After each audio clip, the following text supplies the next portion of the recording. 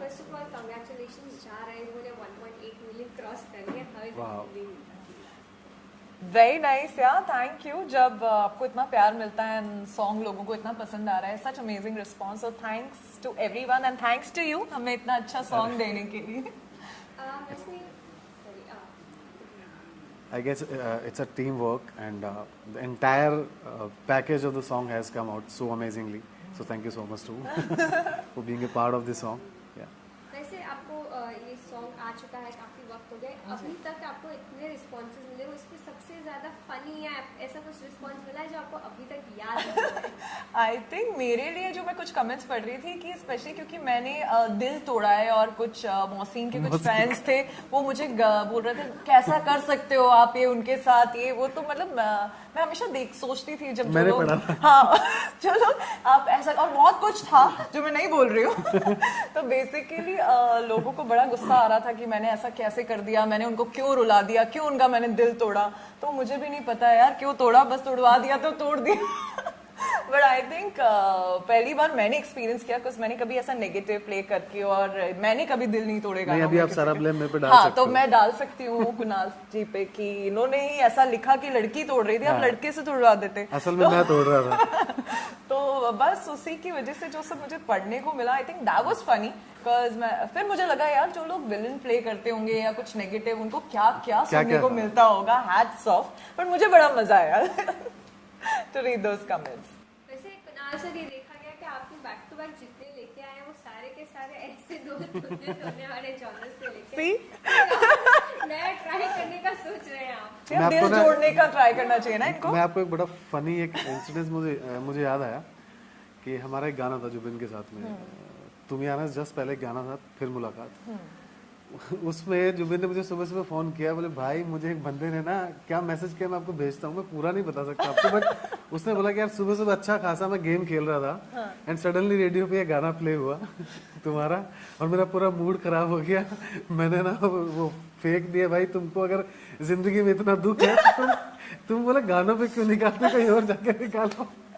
I think इसीलिए और काफी हमें रिस्पॉन्स कुछ ऐसा आ रहा था, लोग बहुत लाइक भी कर रहे थे मुझे और मोहसिन को, और यू नो सॉन्ग जैसा है तो सब लोग बोल रहे थे कि अब हमें कुछ और लिखना, क्योंकि एंड में अगर आप देख रहे हो जो लास्ट सीन है उसमें मैं काफी ऐसी गिल्टी सी दिख रही हूँ, और उसी सीन पे वो सॉन्ग एंड होता है. तो आई थिंक आपको वहां से कुछ बिल्ड करना चाहिए सर, अभी आ रहे हो करना चाहिए आपको, और वो थोड़ा दिल जोड़ने का एक सॉन्ग आपको लिखना चाहिए. अभी पार्ट 2 ऑफ जा रहे हो, आ रहे हो, कुछ करना पड़ेगा. ये पूरी कहानी जिस मोड़ पे खत्म हुई है उसको उसको आपको उस मोड़ से थोड़ा आगे लेके जाइए. थोड़ा लड़की को दिखाना पड़ेगा वो मजबूर थी या कुछ और था, कोई रीजन था, कोई रीजन था, कोई बड़ा रीजन था जो नहीं बताया गया. तो हम ट्राई करते हैं कि नेक्स्ट में करेंगे. वैसे ये सॉन्ग के बाद तो मोहसिन के फैन ऑब्वियसली उनकी बहुत ज्यादा फैन फॉलोइंग है. आपको उनमें से कुछ ऐसा कुछ आया कि यार इनको आपने छोड़ दिया, इतने क्यूट फेस है यार? आया होगा, आई एम श्योर आया होगा. हाँ, ऐसा तो मुझे काफी आया कि क्या आप इनको कैसे छोड़ सकते हो, और इनको छोड़ के आप वो डायरेक्टर के साथ फ्लर्ट कर रहे थे. तो मुझे ऐसे बहुत सारे मैसेजेस आए, बट अभी क्या करूँ यार, डायरेक्टर करवा रहे थे तो करना पड़ा. नहीं तो ऑब्वियसली कन्विंसिंग नहीं लग रहा था. बट मोहसिन के वो जो फैंस हैं वो बहुत सच्चे फैंस हैं, तो उनको कुछ भी ऐसा होता है तो उनको वो दिल पे ले लेते हैं सीधा कि नहीं ऐसा क्यों है. आई थिंक वो एक हो जाता है जब आप जो फैंस होते हैं वो आपके इतने लॉयल होते हैं. तो मेरे फैंस काफी नाराज भी हो रहे थे, कुछ फैंस की मैम हमें नहीं अच्छा लग रहा आप ऐसे कर रहे हो, हमें आपको हमेशा वैसे देखना अच्छा लगता है. तो एक वॉर चल रही थी Mohsin fan club and Akanksha fan club में, एंड काफी वो लोग एक दूसरे से ही लड़ रहे हैं कि वो मुझे कुछ बोल रहे हैं तो वो उन्हें कुछ बोल रहे हैं. But I think that's our fan, हमारे लॉयल फैंस हैं, and hats off to them. उन्हीं की वजह से हम लोग जो है वो है. So thanks to all of them. वैसे मैम अगर आपकी बात की जाए तो आप तो हर लोकेशन में एज एन एक्टर काम करते थे, अभी फाइन आपने क्रू तो देखा ही होगा, and now being in the crew ऐसा कुछ प्ले करना, वो कैसा एक्सपीरियंस? वो मुझे बहुत अच्छा लगा. इनफैक्ट मेरा इस सॉन्ग का फेवरेट लुक वही है जब मैंने क्रू टी शर्ट पहनी है, जो सॉन्ग बिगिन भी वहीं से होता है और सॉन्ग एंड भी वहीं होता है, और सब लोगों के साथ मैंने एक सेम, मतलब ऐसा नहीं है कि कुछ अलग से मेरे लिए एक टी शर्ट था, खूब सारी टी शर्ट्स थी, उसमें से एक एक हम सबको डिस्ट्रीब्यूट की गई थी. एंड मुझे सबसे ज्यादा मजा वही करने में आया कि जब सबके साथ हम लोग जितने भी को एक्टर्स थे, जूनियर आर्टिस्ट थे, सब लोगों ने क्रू टी शर्ट पहनी थी, वही एक टी शर्ट मैंने पहनी थी, तो मुझे बहुत अच्छा लगा। और जब जैसे मैं हमेशा अपने एडीज को देखती हूँ माइक लगा के एंड सब वॉकी पे कोऑर्डिनेट करते हैं, तो मेरे हाथ में वॉकी था, मैंने वो माइक लगाया हुआ था, तो मुझे लगा कि यार कितना काम करते होंगे वो लोग। वो वॉकी बस उतने देर ही पकड़ के मुझे लग रहा था कि मैं कहाँ रख दूं। And hats off to all our ADs, जितने भी लोग क्रू जो काम करता है हमारे साथ, hats off to all of them, we love you all. Coming down to chemistry, आपकी केमिस्ट्री किसके साथ सबसे ज्यादा आपको पसंद है? आई थिंक सबसे ज्यादा लोगों ने मुझे जुबिन के साथ देखा है, मेरे 4-5 सॉन्ग्स उनके साथ देखे हैं और उन्हीं के सॉन्ग्स मैंने सबसे ज्यादा करे हैं। बट मुझे लगता है केमिस्ट्री मेरी, अगर आर्टिस्ट अच्छा है एंड केमिस्ट्री बनने में टाइम नहीं लगता है। लाइक जैसे मौसम से भी मैं पहली बार मिली, पहली बार ही हमने काम किया, बट जब हम लोग आर्टिस्ट हैं, प्रोफेशनल है, इतना टाइम हो गया है, तो मुझे नहीं लगता हमें केमिस्ट्री बनाने में टाइम लगता है। इट्स जस्ट एक स्पार्क होता है and you love your work, तो बस वो वहीं से स्टार्ट हो जाती है। एंड आई एम ग्लैड कि वो दिख रही है लोगों को इस गाने। अगर वो केमिस्ट्री नहीं बनती, क्योंकि उतना ही टाइम मिलता है आपको एक गाना शूट करने के लिए, 1 दिन या 2 दिन, मतलब मैक्सिमम हमने ये 2 दिन में शूट किया ये सॉन्ग। वैसे मोहसिन को हार्ट थ्रो भी कहा जाता है, आपको क्या लगता है कि वो कितने हार्ट थ्रो? जी, मैं उन्हें एक्चुअली ज्यादा नहीं जानती हूँ, ये 2 दिन ही मुझे मिले उनके साथ शूट करने में, तो जितना भी मुझे लगा, मुझे डेफिनेटली लगता है वो हैं, बिकॉज वो प्रोफेशनल बहुत हैं, आर्टिस्ट बहुत अच्छे हैं। मुझे लगता है ये उनका जॉनर है। उन्होंने मुझे, मतलब मैंने कभी रोमांस नहीं किया, क्योंकि मुझे हमेशा, जब साउथ में मैं मूवीज कर रही थी तो एक्शन, कॉमिक, ये ड्रामा, ये सब कर रही थी। जब सीरियल किया तो देवी पार्वती किया, तो मुझे रोमांस करने का मौका बहुत कम मिला है लाइफ में। बट उन्होंने एक शो किया जो एक रोमांटिक शो ही था, तो आई थिंक ये उनका जॉनर तो बिल्कुल है। रोमांस उनसे आप कभी भी करा लो। उनकी एक्चुअली जो इमेज बनी हुई है वो एक बहुत क्यूट रोमांटिक, एक प्यारी स्माइल के साथ में वो अपने आप को प्रेजेंट करते, तो लोगों को वो देखना बड़ा पसंद है। अभी ऐसे बंदे को कोई रुला दे तो फिर लोग तो गालियां देंगे ना मुझे। वैसे इसके अलावा क्या हम लोग आपसे एक्सपेक्ट कर सकते हैं कि क्या और लोगों को देखने मिलेगा? एक्सपेक्ट तो डेफिनेटली मैं तो एक्सपेक्ट कर रही हूँ कि सर हमारे लिए एक और दूसरा गाना लिखेंगे बहुत जल्दी, जिसमें दिल कोई किसी का नहीं तोड़ेगा। हाँ, इसमें थोड़ा सा हम लोग इसको अभी जोड़ेंगे। आप दिल जोड़िए इस बार। बट या डेफिनेटली बहुत सारे गाने, मेरा एक और सॉन्ग 20th को रिलीज हो रहा है गौतम गुलाटी के साथ, तो आई थिंक बहुत सारी चीजें हैं जो आ रही हैं, सीरीज आ रही हैं, सॉन्ग्स आ रहे हैं, तो काफी कुछ देखने को मिलेगा आपको। Just keep waiting for the surprises. वैसे बात की जाए तो ब्रा फिटर को लेके बहुत सारे कंट्रोवर्सीज चल रहे हैं, आप अपने मुंह से बता दीजिए कि ये क्या है? ये एक्चुअली शो स्टॉपर है, वो जो शो का नाम है, जो Z5 के लिए है, जो हम लोग कर रहे हैं series, and concept is bra fitter. तो जो इंडिया में लोगों को कम पता है कि एक ब्रा फिटर की इंपॉर्टेंस क्या होती है और क्या क्या प्रॉब्लम्स होती है अगर आप ऐसा नहीं करते हैं, सही ब्रा, सही साइज की चीजें नहीं पहनते, तो कैन लीड टू कैंसर और बहुत सारी चीजें। तो आई थिंक एक मैसेज है जो उसके थ्रू हर जॉनर की लेडीज, हर एज ग्रुप की, हर साइज की, उसके हिसाब से वो सीरीज का फोकस वो है, एक मैसेज है, अवेयरनेस। या it's basically awareness, it's a good message जो दे रहे हैं। इट्स अ फैमिली सीरीज, क्योंकि टॉपिक से लोगों को लगता है पता नहीं क्या होगा, जबकि कुछ भी नहीं है। ये पहली सीरीज मुझे लगता है जिसमें किस भी नहीं है, कुछ भी नहीं है सीरीज में ऐसा। एंड सब इसीलिए ताकि ज्यादा लोगों से कनेक्ट कर सके, ज्यादा लोग देख सके इस कॉन्सेप्ट को। इंडिया में कुछ लोग नहीं समझते, फॉरेन में ही काफी पॉपुलर कॉन्सेप्ट है, बट इंडिया में नहीं है। तो मैं बहुत एक्साइटेड हूँ that I am a part of such a big team, और बहुत बहुत अच्छे अच्छे आर्टिस्ट हैं, श्वेता तिवारी हैं, सौरभ है, दिगंगना है, जीनत अमान मैम है, तो बहुत सारे अच्छे अच्छे लोग हैं जिनके साथ मैं इसमें काम कर रही हूँ। So super excited for this one. वैसे आप थोड़ा सा अगर अपने कैरेक्टर के बारे में उसमें दे दीजिए। सी वो मैं ज्यादा नहीं, बट डेफिनेटली शो स्टॉपर है and I am a fashion model, उसमें शो स्टॉपर हूँ। सो दैट्स ऑल, ज्यादा तो मैं नहीं बताऊंगी, नहीं तो अभी तो सरप्राइज मजा नहीं आएगा। वैसे आपका भी बैकग्राउंड एज अ मॉडल ही स्टार्ट हुआ नहीं हुआ, इनफैक्ट काफी लोग को कंफ्यूजन, मैंने आज तक मॉडलिंग नहीं की, मैं कभी भी मॉडल नहीं रही। मेरा करियर एविएशन से स्टार्ट हुआ था, मैं इंटरनेशनल एयर होस्टेस थी। मैं मुझे लगता है अगर किंगफिशर बंद नहीं होती तो शायद मैं आज भी एयर होस्टेस ही होती। मैं बहुत खुश थी वो काम करते हुए, कोई प्रॉब्लम नहीं थी, thanks to mister Mallya. But company बंद हो गई तो मैं एक्टर बन गई। बट अदरवाइज ये एक चीज है जो मैंने कभी भी डिसाइड नहीं की थी, तो मैं एक्टर गलती से बन गई। बट मैंने, अच्छा हुआ ये गलती हुई, बिकॉज बस काम से फिर काम मिलता गया and there is no looking back. मैंने साउथ, बिकॉज मैं बैंगलोर बेस्ड थी, मैं सिर्फ लंदन फ्लाई करती थी, I was only on London sector.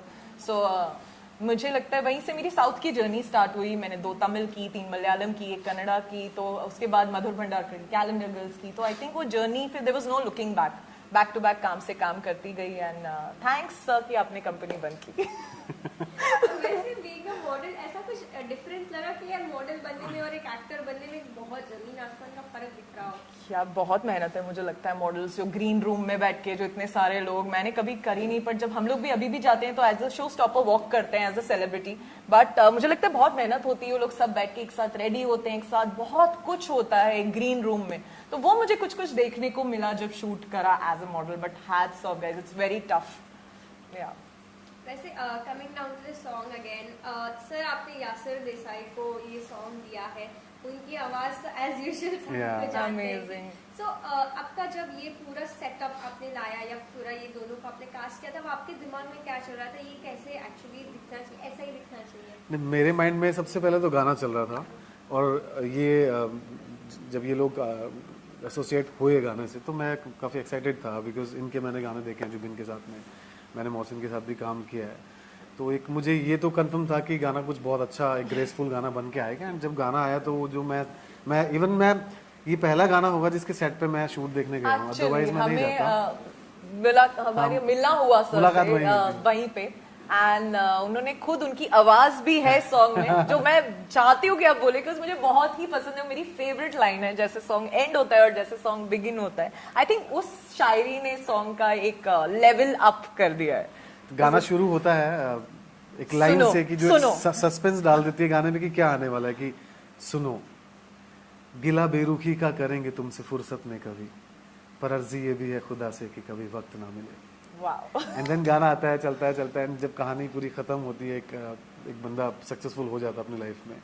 ये अच्छा, मोहसिन से मैं बड़ा कनेक्ट कर सकता हूँ इसमें, क्योंकि वो भी एक राइटर बने हैं, मैं भी राइटर हूँ। जब उनसे पूछा जाता है कि जब एक कंक्लूजन आता है, कि एक क्लाइमैक्स जब आता है कहानी का, तो पूछते हैं कि आपकी फेवरेट लाइन कौन सी है आपके इस नॉवल में से, तो वहाँ पे एक लाइन डाली है कि सही दिल दुखाया था अनजाने में, मुझे मशहूर कर दिया जमाने में। क्या बात है। तो मुझे एक्चुअली काफी कुछ ये भी कमेंट्स आए कि क्या ये कुणाल सर का ही रियल स्टोरी है जो उन्होंने, तो मैं भी एक्चुअली आपसे पूछना, मैं वेट करी थी आपसे मिलूंगी तो जरूर पूछूंगी एक्चुअली क्या ये आपकी स्टोरी है? देखिए ऐसा है कि मैं करेक्ट कर सकता हूँ, बिकॉज अगर वो नहीं होती तो शायद ये लिखा भी नहीं जाता। क्योंकि क्या होता है कि आप एक लाइफ में आप बहुत से लोगों से मिलते हो, बहुत सारी तकलीफें आती हैं, बहुत सारे अच्छे मोमेंट आते हैं, बहुत अच्छे लोग भी आते हैं।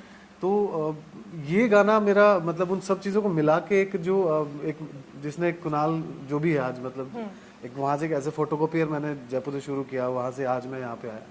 तो उस कहानी में कहीं ना कहीं गुस्सा भी है, कहीं ना कहीं मैंने भी कुछ गलत किया होगा, कहीं ना कहीं मेरे साथ भी कुछ गलत हुआ होगा। तो वो सब जोड़ के जो मैंने खोया है, उन सब के बाद में मुझे, क्योंकि दिल आपका तभी नहीं दुखता जब आपका कोई दिल दुखा देता है, दिल आपका तब भी दुखता है जब आप किसी का दिल दुखा देते हो, आपको ये रियलाइज होता है। ठीक है, तो वो एक दर्द है कि सही दिल दुखाया था, वो चाहे मैंने दुखाया, चाहे उन्होंने दुखाया, चाहे किसी ने मेरा दुखाया हो, तो सही दिल दुखाया था अनजाने में, अल्टीमेटली दुखना था। तो सही दिल दुखाया अनजाने में, मुझे मशहूर कर दिया जमाने में, क्योंकि मैं कह सकता हूँ कि हाँ थोड़ा बहुत एक नाम बनाया है, तो मैं उसी परेशानियों की वजह से, उसी तकलीफ की वजह से आज यहाँ पे हूँ। तो थैंक्स उन लोगों का जिन्होंने दिल दिखाया। जैसे कि आपने बताया कि आप भी सेट पे थे, कुछ ऐसा कभी मोमेंट हुआ कि मोहसिन प्रैंक्स करने के लिए जाने जाते? अच्छा, मुझे क्यों ऐसा कभी नहीं लगा?